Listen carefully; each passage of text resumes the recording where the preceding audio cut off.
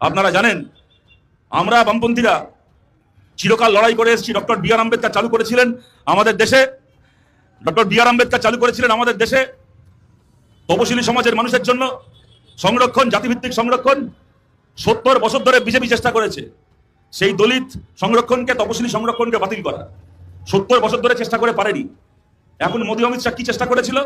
বলেছিল এইবার আমরা জাতি গণনার ফল প্রকাশ করব না।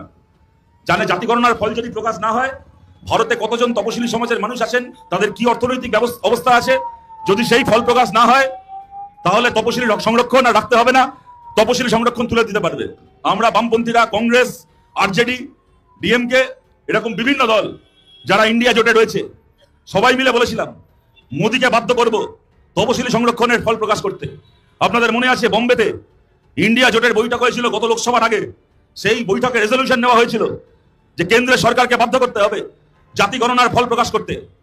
একটা পার্টি, তখন 15টা দল ছিল ওই বৈঠকে, আমাদের পার্টিগুলো ছিল, বামপন্থী পার্টিরা ছিল, কংগ্রেস ছিল, ডিএমকে ছিল, আরজেডি ছিল, আম আদমি পার্টি ছিল, তার সঙ্গে তৃণমূল ছিল, মমতা ব্যানার্জি ছিল।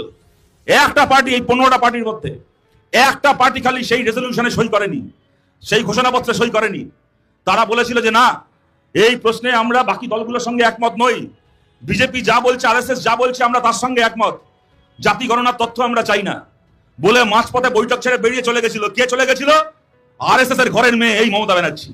গোটা ইন্ডিয়া জোটের পিঠে ছুরি মেরে জাতি গণনার ফল প্রকাশ করতে হবে না বলে, গোটা ভারতের তপশিলি সমাজের পিঠে ছুরি মেরে ইন্ডিয়া জোটের বৈঠক থেকে বেরিয়ে গেছিল এই মমতা ব্যানার্জি, আরএসএস এর দালাল, আরএসএস এর ঘরের মেয়ে মমতা ব্যানার্জি। কিন্তু তারপরে কি হয়েছে?